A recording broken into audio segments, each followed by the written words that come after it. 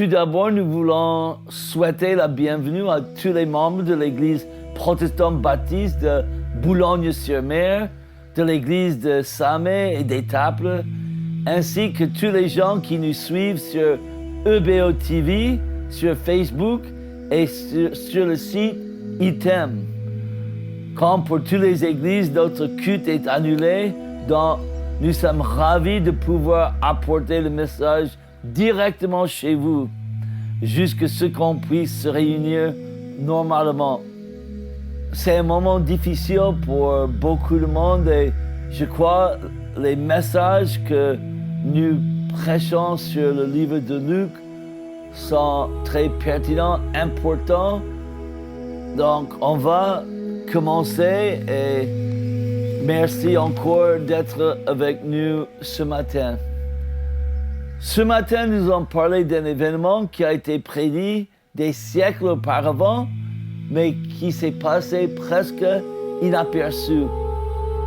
Pourtant, cela a été l'événement le plus important dans l'histoire de l'univers. Cet événement était la naissance de Jésus-Christ. En Galates 4.4, nous trouvons un verset très pertinent à notre prédication sur la naissance de Jésus. Mais lorsque le moment fixé par Dieu est arrivé, il envoie son Fils, né d'une femme et placé par sa naissance sous le régime de la loi pour libérer ceux qui étaient soumis à ce régime. Il nous a ainsi permis d'être adoptés par Dieu comme ses fils. La phrase clé pour nous dans ce verset est « Le moment fixé par Dieu est arrivé ». Dans tout le récit de Luc, nous voyons clairement que c'est Dieu qui contrôle les événements. Le plus que vous avancez avec Dieu, le plus que vous allez comprendre que la main de Dieu agit continuellement dans les affaires de l'homme. Quand on a dit tout à l'heure, nous vivons ce virus. C'est pas une surprise pour Dieu. Dieu a permis ça. Nous ne savons pas toutes les raisons. On va gérer cette crise. Mais encore une fois, à travers tous les événements historiques, et ça va être vécu comme un événement historique, même si c'est triste, mais Dieu sait tout. Le prophète Ésaïe a bien décrit le rôle de Dieu dans les événements de l'histoire. Ésaïe 40, 21 à 24. Ne le savez-vous pas? Ne l'avez-vous pas entendu? Cela ne nous a-t-il pas été déclaré dès le commencement? N'avez-vous pas compris la fondation du monde? Or, pour qui siège sur son trône au-dessus du cercle de la terre? Ses habitants sont pareils à des sauterelles. Il a tendu le ciel comme une toile. Il a déployé comme une tente pour l'habiter. Il a réduit à néant les princes de la terre et fait évanouir les dirigeants du monde. À peine ont-ils été plantés, à peine ont-ils été semés, à peine ont-ils poussé quelques racines en terre, que l'Éternel souffle sur eux, et les voilà qui sèchent et qui sont emportés comme un fétu de paille par la tempête. L'homme et ses plans servent toujours le plan de Dieu pour l'univers. Personne n'avait pas pu imaginer que l'édit publié par l'empereur Auguste, qui ordonna le recensement de tous les habitants de l'empire servirait d'accomplir la prophétie de Michée 5.2 sur la naissance de Jésus. Et toi, Bethléem Ephrata, le plus petit des villes de Juda, de toi sortira pour moi celui qui régnera sur Israël. Son origine remonte au temps passé, aux jours anciens. Le précurseur de Jésus, Jean-Baptiste, avait sa naissance annoncée dans la capitale, Jérusalem, dans le centre de la nation juive. Jésus, par contre, est né dans un milieu rural. Jean est né fils du prêtre avec sa femme pieuse. Jésus est né d'une famille des origines assez humbles. Cependant, son arrivée est un événement cosmique.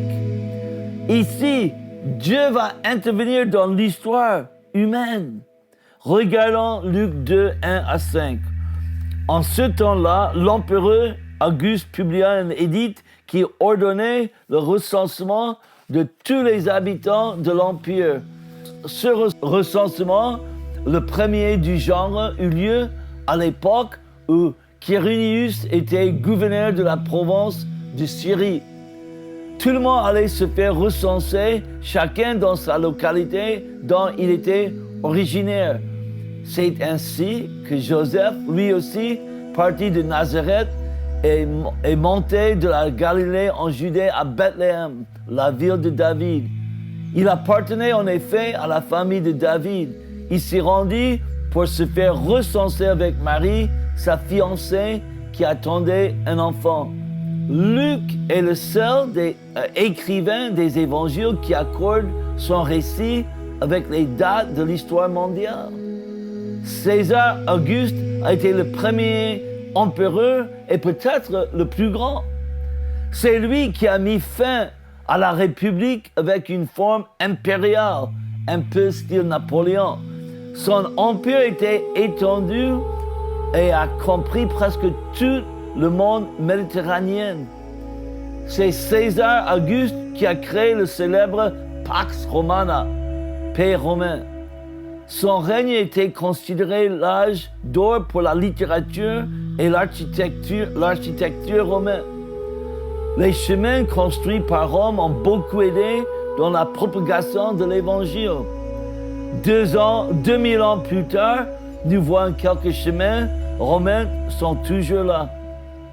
Il a régné entre 31 avant Jésus-Christ jusqu'à 14 de notre ère. Ce voyage au domicile ancestral faisait partie des coutumes juives dont le fait pour Joseph et Marie de rentrer à Bethléem en soi n'était pas offensif. Cependant, cela a été utilisé par César Auguste pour financer son empire. Dieu s'est servi d'un empereur païen pour accomplir cette prophétie de Michée 5, 1 et 2. En obéissant au édit, Joseph et Marie sont partis de Nazareth pour une journée de 3 jours. Bethléem était le lieu de naissance de David et Joseph faisait partie de cette lignée royale. En verset 6, nous voyons le grand moment qui est arrivé pour l'accouchement, mais pour presque le monde entier, ce moment s'est passé inaperçu. Or, durant leur séjour à Bethléem, arriva le moment où Marie devait accoucher. Elle mit au monde un fils, son premier-né.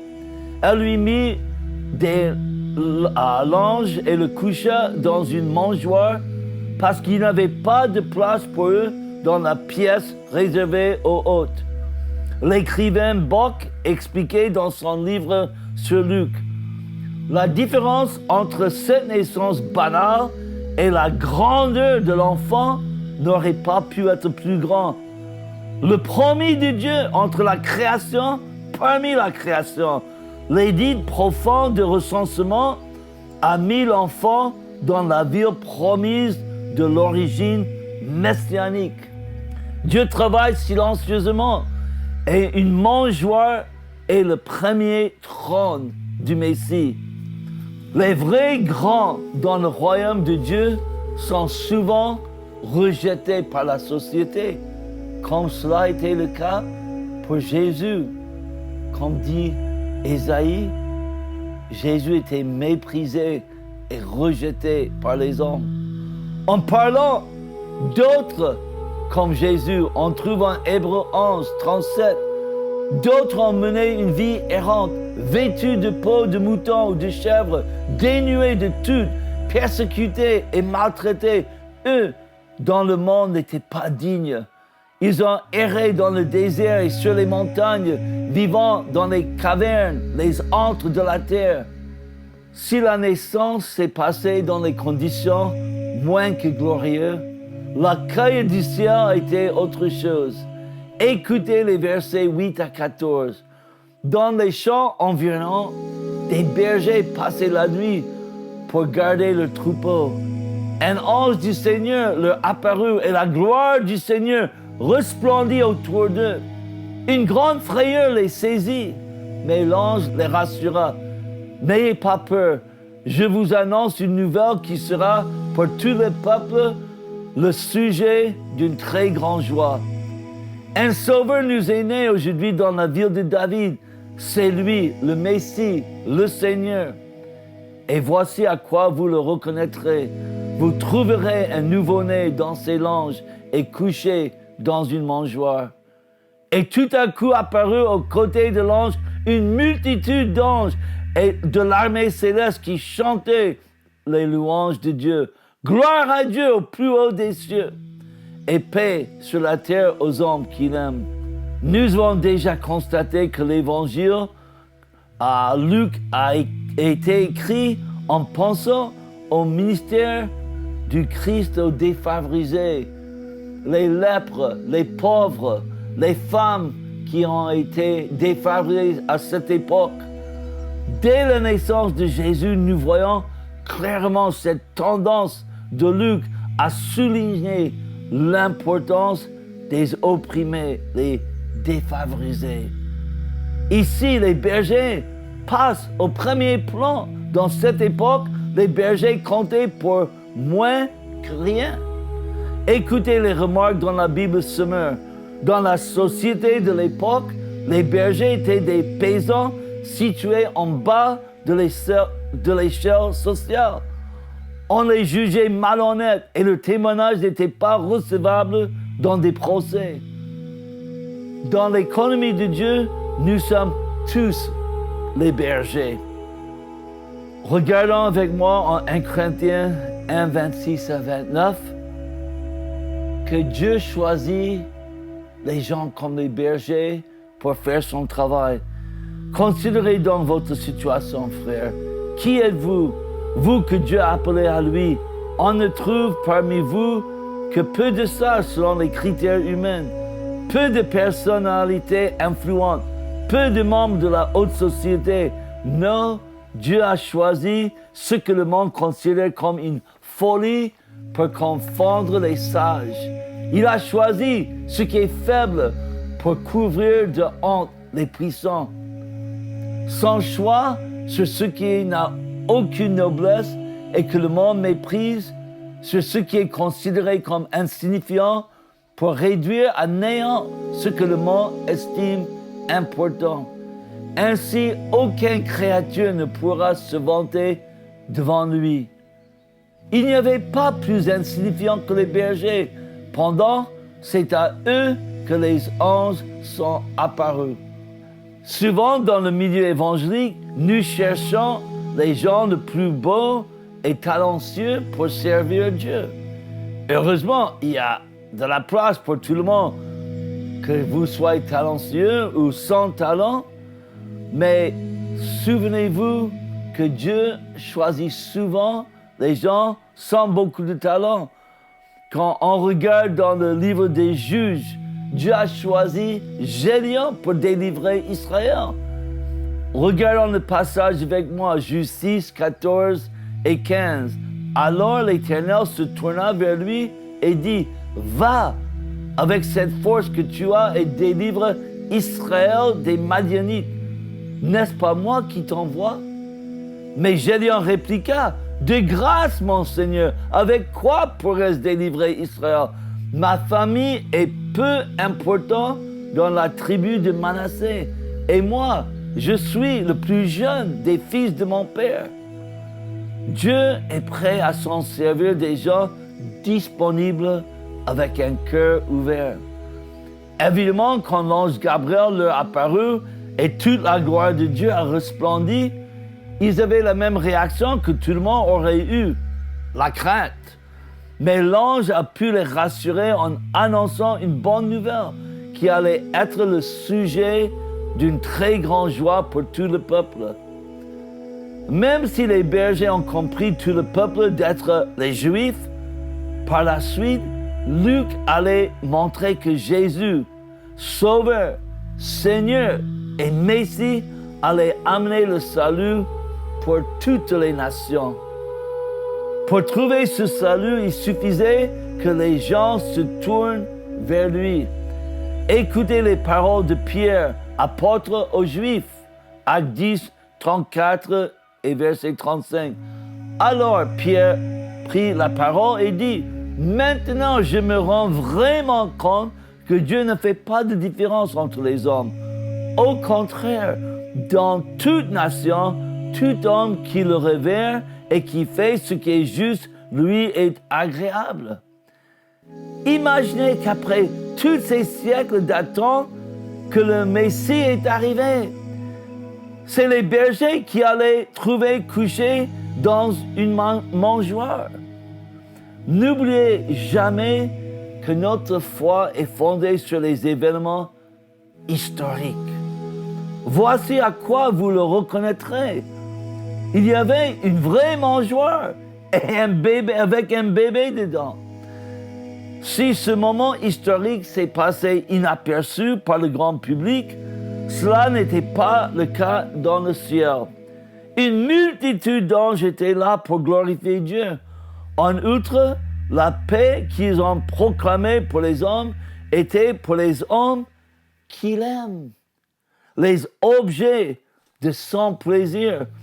Le Messie est appelé le prince de la paix. En Ésaïe 9,5, nous trouvons cela. Car pour nous, un enfant est né, un fils nous est donné, et il exercera l'autorité royale. Il sera appelé merveilleux conseiller, Dieu fort, Père à jamais, et prince de la paix. Malheureusement, tout le monde ne veut pas la paix.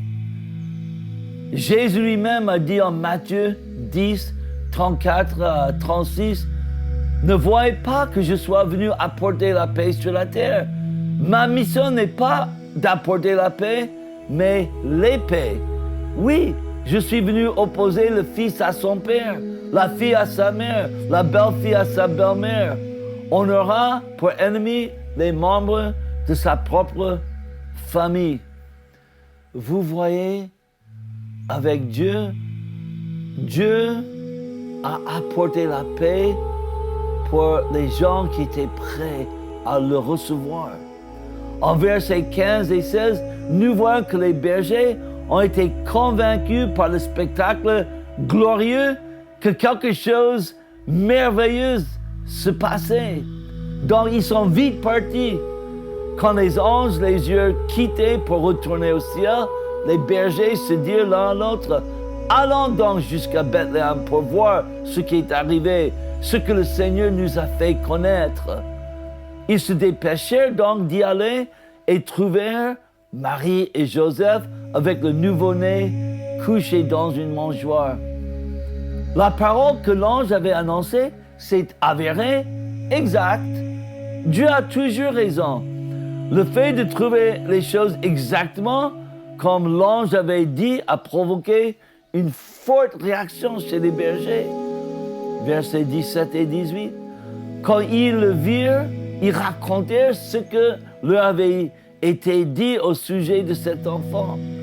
Tous ceux qui entendirent le récit des bergers en furent très étonnés. Quand Dieu montre sa gloire et quand il accomplit les choses qu'il dit, ça touche les cœurs. Les bergers sont devenus les premiers évangélistes. Quand les chefs religieux des Juifs ont essayé de faire taire les disciples concernant la résurrection de Jésus, les disciples ont répondu. C'est Actes 4, 19, 20. Mais Pierre et Jean leur répondirent, « Jugez-en vous-même. Est-il juste devant Dieu de vous obéir plutôt qu'à Dieu? Quant à nous, nous ne pouvons pas garder le silence sur ce que nous avons vu et entendu. Et vous et moi, Qu'est-ce que nous avons vu et entendu? Sommes-nous les vrais témoins de la puissance de Dieu? C'est ce qui manque dans le milieu évangélique. Qu'est-ce que vous avez vu dans votre vie avec Dieu? Qu'est-ce que vous avez entendu? Nous avons une responsabilité devant le monde, devant nos amis, devant les familles, devant la communauté, de vivre les choses réelles. Si les gens étaient étonnés par le récit des bergers, Marie a pris le temps pour bien réfléchir par rapport à tout ce qu'elle avait entendu par la bouche des bergers. Luc a raconté qu'elle y repensait souvent. Nous devons souvent y réfléchir sur la parole de Dieu. Le psalmiste a écrit en psaume 1, verset 2, « Toute sa joie, il la met dans la loi de l'Éternel qu'il médite jour et nuit. » Cette nuit de Noël termine avec un groupe de bergers qui débordent de joie. Pour eux, les gens les plus méprisés, ils ont vécu le plus grand moment dans l'histoire de l'humanité. Nous qui connaissons Jésus-Christ, nous avons vécu un changement radical dans nos vies. Nous avons passé de la mort à la vie. Nous devons être comme les bergers cette nuit-là. Verset 20.